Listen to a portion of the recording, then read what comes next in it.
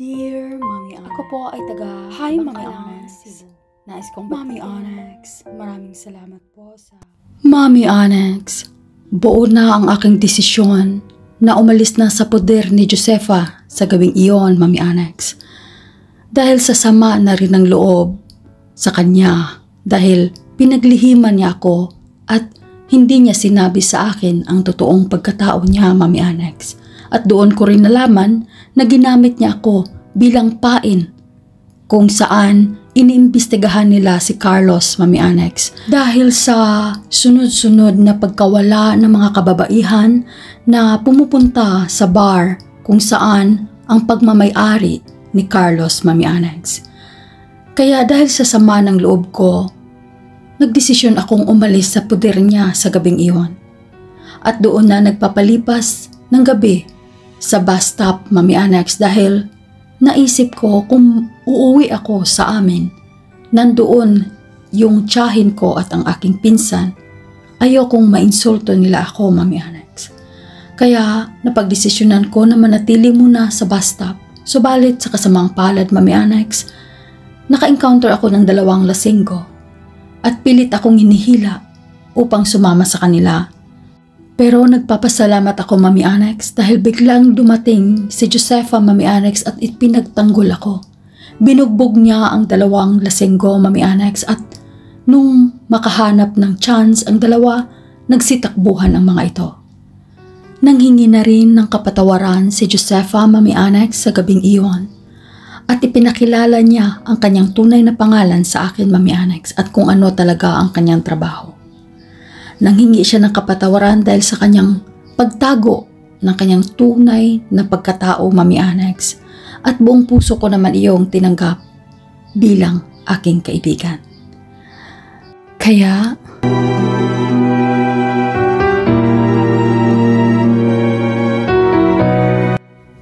Abigail? Abigail? Buksan mo itong pinto, Abigail. Bilis. oh, andyan na, lalabas na.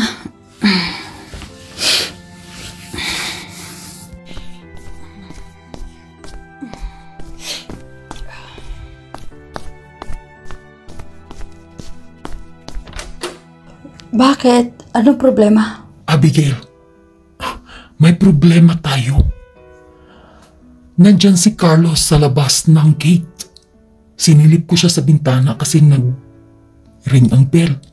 So, sinilip ko sa bintana. Nung makita ko siya, kailangan ko bang pagpatuloy yung pagpapanggap ko bilang si Josefa or ipakita ko na sa kanya ang tunay kong pagkatao? Sa palagay mo? Ha?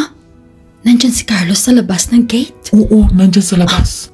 Ipagpatuloy mo lang yung pagkatao mo bilang si Josefa. Okay? Wala kang baguhin. Ikaw lang at ako ang nakakaalam ng sekreto natin. Mas maganda kung ganun.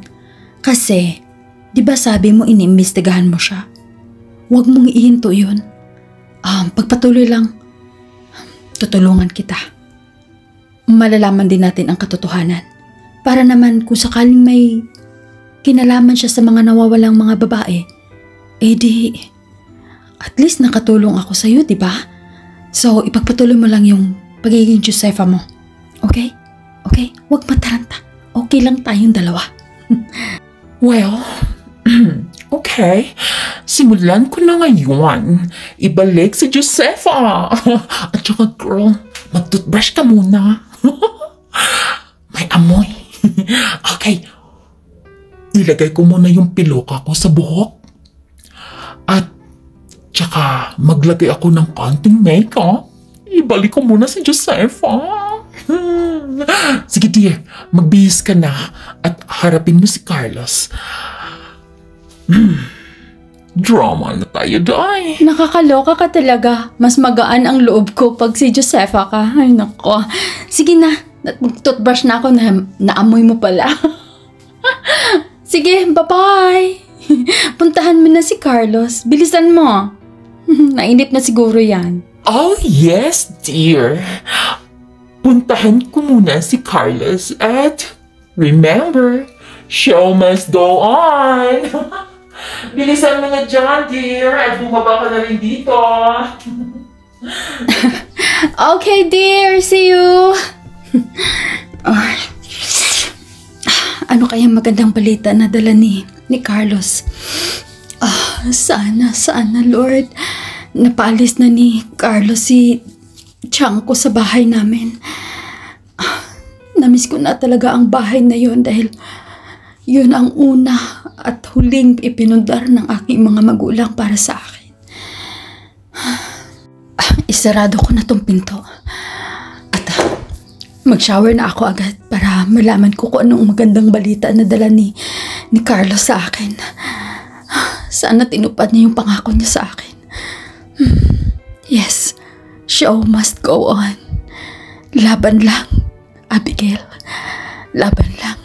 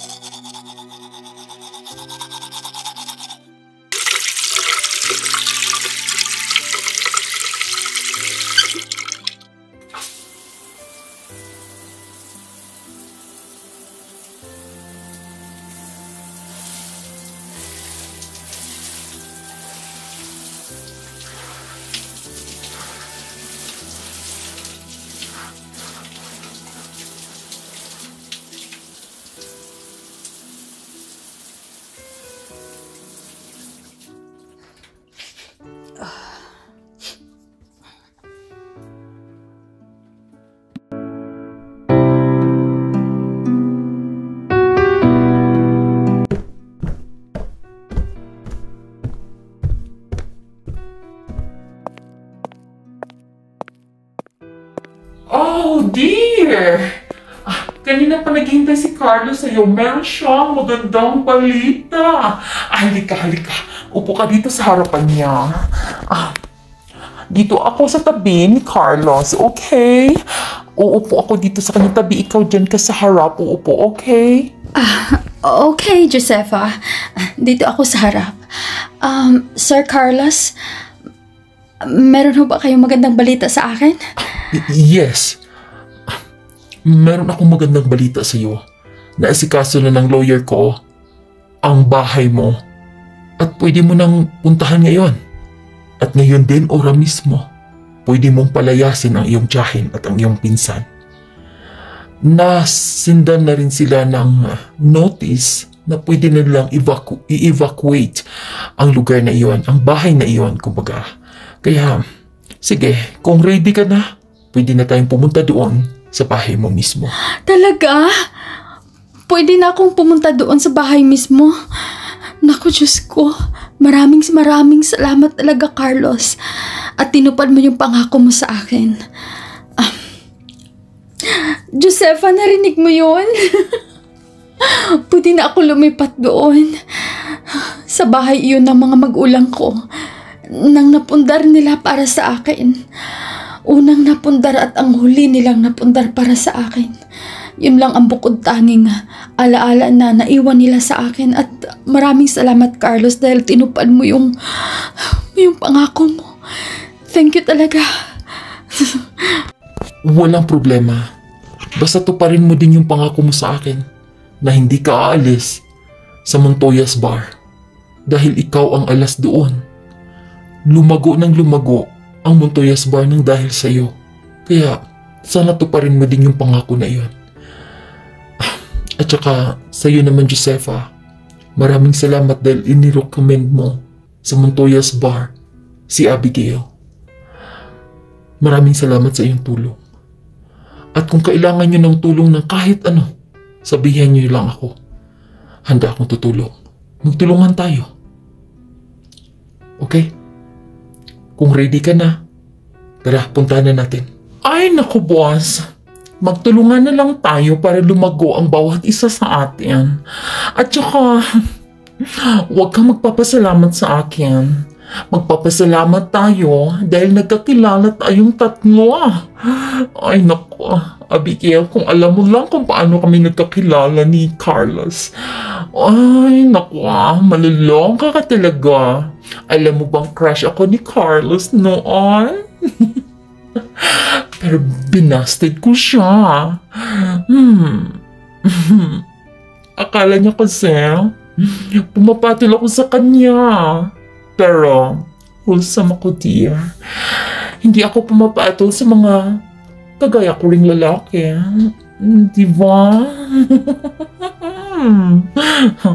Oh, sige, Abigail. Kung ready ka na, aalis na tayo at haharapin na natin ang iyong tiyahin na swapang. Tara, let's go! Ano pa nga ba? Kung busted ako kay Abigail, busted din ako kay Josefa. So, no big deal. Life must go on, right? So, if both of you are ready, tara, alis na tayo nang maharap na natin yung tiyahin mo, Abigail. Let's go. Oh, yes, let's go. Excited na rin ako. Wait! Yung makeup ko, Abigail, okay lang ba? Maganda pa rin ba ang beauty ko?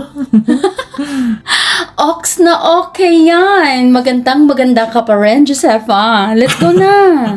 Mag-best friend nga kayo. Pero I just make sure you know. Let's go. Loko ka talaga.